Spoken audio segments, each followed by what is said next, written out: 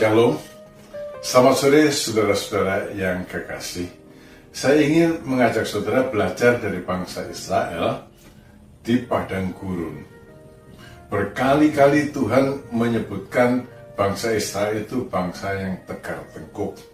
Dan kemudian Musa sendiri setelah 40 tahun memimpin bangsa Israel, dalam kata-kata perpisahannya dia bilang begini, Ulangan pasal 31 ayat 27. Sebab aku mengenal kedegilan dan tegar tengkukmu, sedangkan sekarang selagi aku hidup bersama-sama dengan kamu, kamu sudah menunjukkan kedegilanmu terhadap Tuhan. Terlebih lagi nanti sesudah aku mati. Kenapa sih bangsa Israel disebut tegar tengkuk? Kenapa sih bangsa Israel disebut degil? Ya, saya mikir-mikir saudara, dan kemudian saya sampai pada pertanyaan tentang diri saya sendiri. Apakah saya lebih baik dari orang Israel? Apakah nggak sama tegar tengkuk dan degilnya dengan orang Israel di padang gurun? Kita perlu merenungkannya dengan sungguh-sungguh. Kenapa begitu? Saya katakan demikian.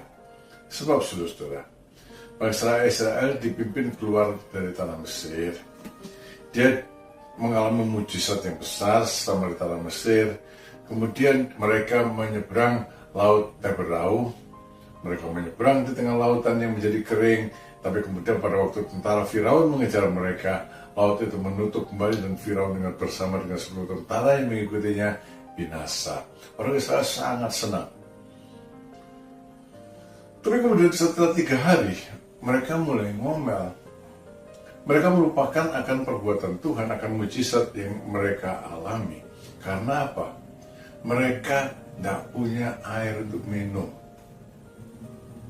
Dan kemudian sepanjang perjalanan itu berkali-kali bangsa Israel ngomel, marah, menggerutu, menyesali Musa, sebab Musa membawa mereka bukan ke negeri perjanjian tapi justru ke padang gurun yang gersang. Dan orang Israel ngomel, makan mana terus, ya.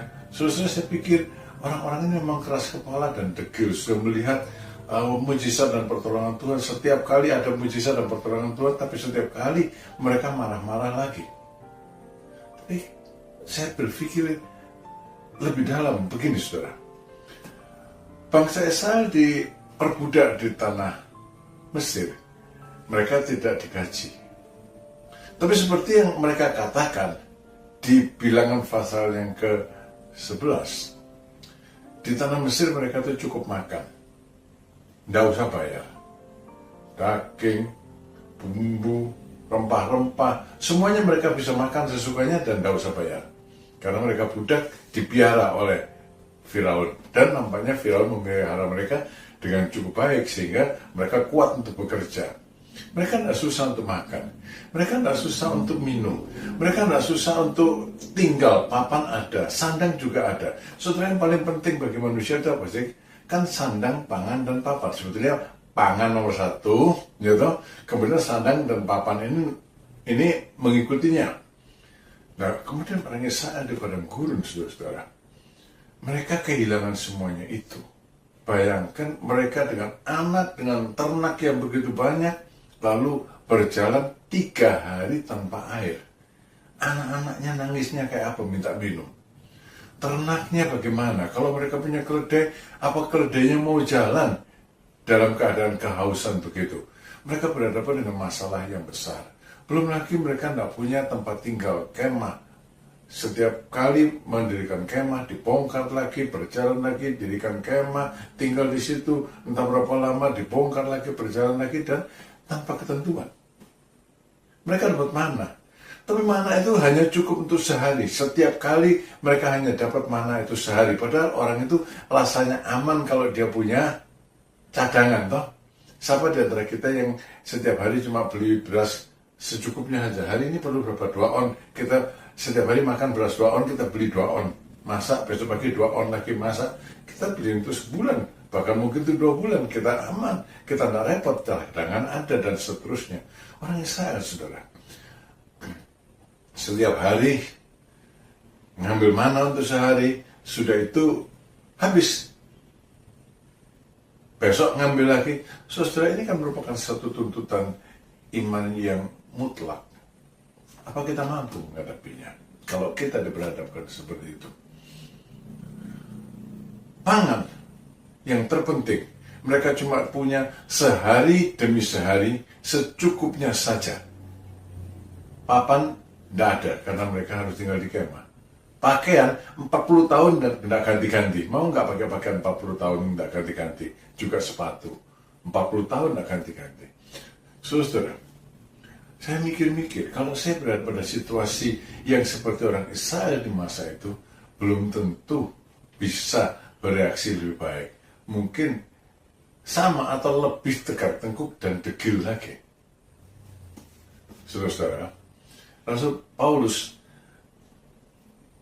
melihat situasi jemaat dan dia memperingatkan jemaat, memperingatkan saya dan memperingatkan saudara, jangan sampai kita menjadi seperti orang Israel yang begitu keras kepala dan degil setiap kali marah-marah, mengomel, tidak mau taat pada Tuhan dan seterusnya, sehingga akhirnya mereka semua binasa. Ya, mungkin sudah pikir, ya bagaimana? Kita tidak akan mengalami itu. Betul. Tapi saudara, ada banyak orang yang belum sampai pada pengalaman itu sudah undur dari Tuhan. Meskipun dia ditebus oleh darah Tuhan Yesus, dibeli dengan harga tunai, dia menghadapi masalah-masalah di gurun dunia ini, pencobaan-pencobaan di gurun dunia ini, dia undur. Dia marah pada Tuhan. Saudara, apa yang ditulis dulu? Ya, itu ditulis untuk menjadi contoh bagi kita yang hidup di masa kemudian. Jangan bersungut-sungut, jangan mencobai Tuhan. Ya, saudara, di masa-masa sulit seperti sekarang ini, kita berada dalam pencobaan.